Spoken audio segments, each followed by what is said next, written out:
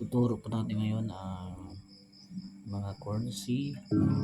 Ito po yung C chord, C, tapos D,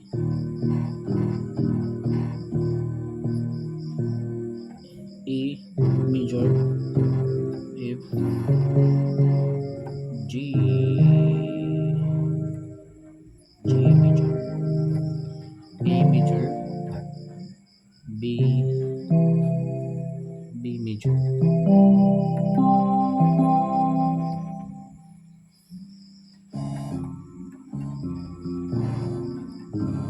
So ito yung C.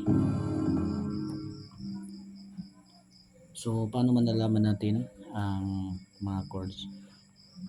So magbilang ka lang.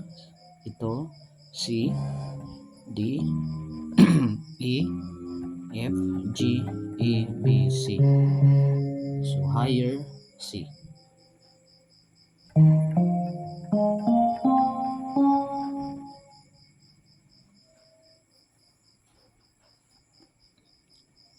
C, D, E, F, G, A, B, C. Tapos sa babaw itong black keys, black na keys, ito yung sharp. So sa kanang side niya ay sharp, sa left side niya ay flat. So paano natin malalaman? So pag sabihin natin D, yung kanang side niya ay sharp. So D, D sharp. Ito yung D sharp. Sa kabila, ito D, D flat. D flat siya or C sharp. So ito yung mga chords. Tapos ito rin E. So E flat. Flat ang left side niya. E flat or ito E flat.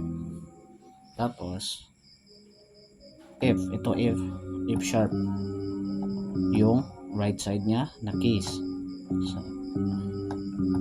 So F, F sharp, G, tapos sa right side niya sa taas is G sharp.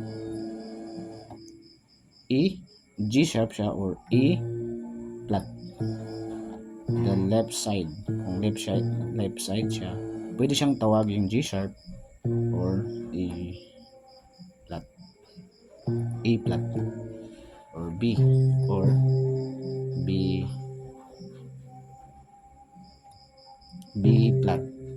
Ito yung B flat, left side.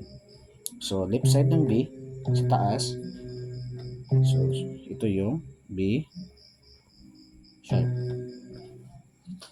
So ganon yung pag-determine, pagkilala ng mga chords.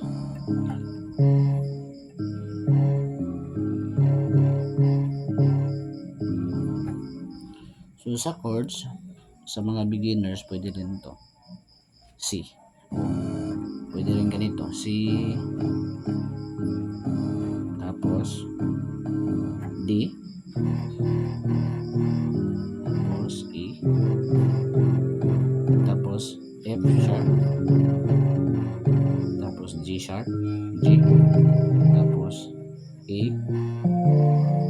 tapos B.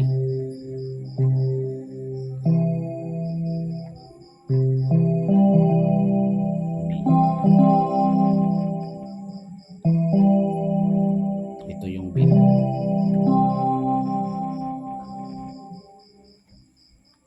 So ganun yung ng chords, pagkilala. So pwede rin naman dito.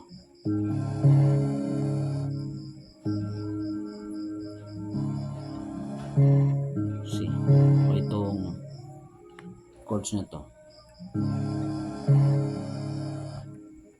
C. So dalawang space lang, dalawang pagitan lang o tatlong pagitan lang. Tapos dito dalawang pagitan lang, C na kagad.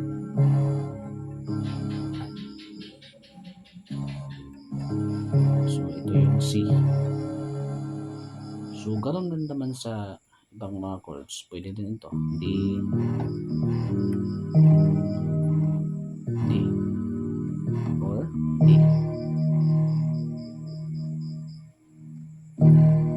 O hindi masakit sa tenga pakinggan to, D. Pwede naman ito D or ito D rin naman to. So may pagitan tatlong space, tapos dito dalawa. So C, D, D. Tapos sa F naman ito yung F, E, rather E major, E major. Tapos pag minor ka, E minor, sa baba lang.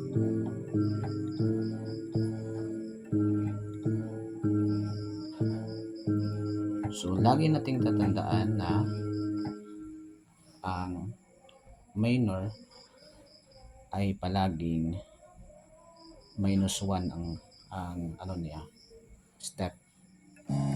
So kung sabihin natin C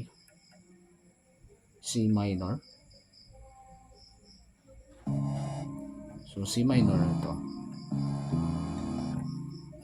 C minor.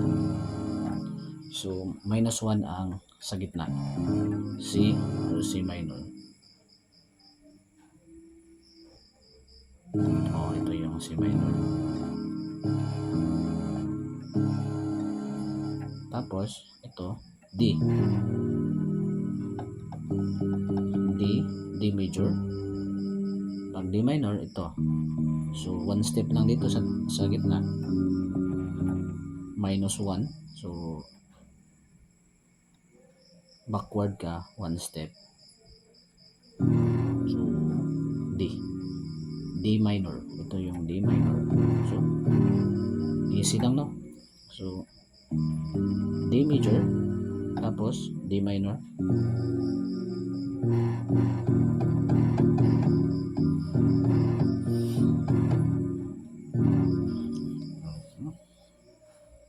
tapos A major,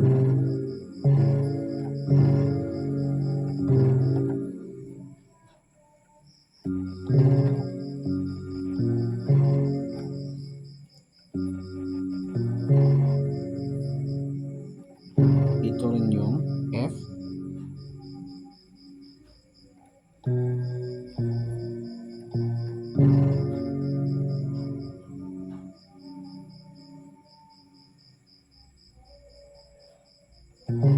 ito yung F.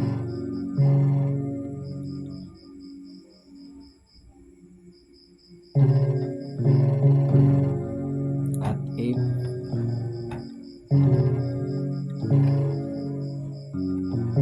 minor, F at F minor, G minor. So palagi naka patras o one step down or up, left side. So F, ito yung F, G minor sa itaas lang. So G minor. Tapos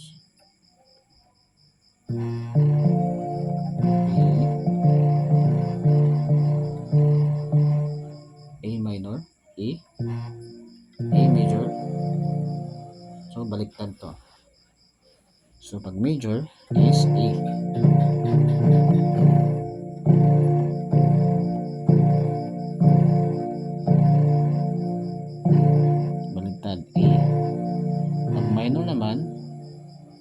one step to the left.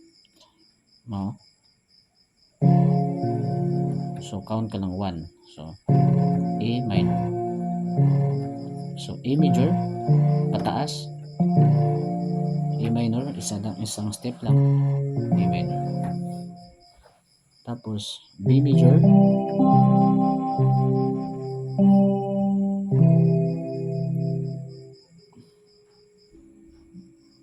B minor.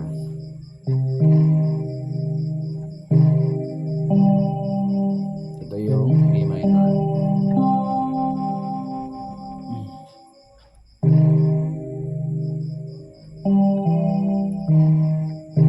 Ito yung B minor.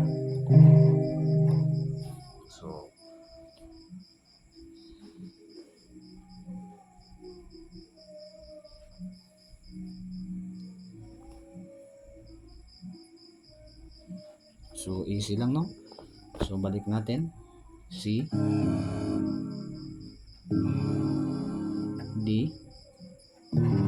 E, F, G, A, B, B, C. Higher C. So, first octave, second octave, third octave, fourth octave. So, ang tawag nito, C to C, is octave. First octave, second octave, higher octave. So, second, third. So, pataas. So, ganito yung pagkilala ng mga chords.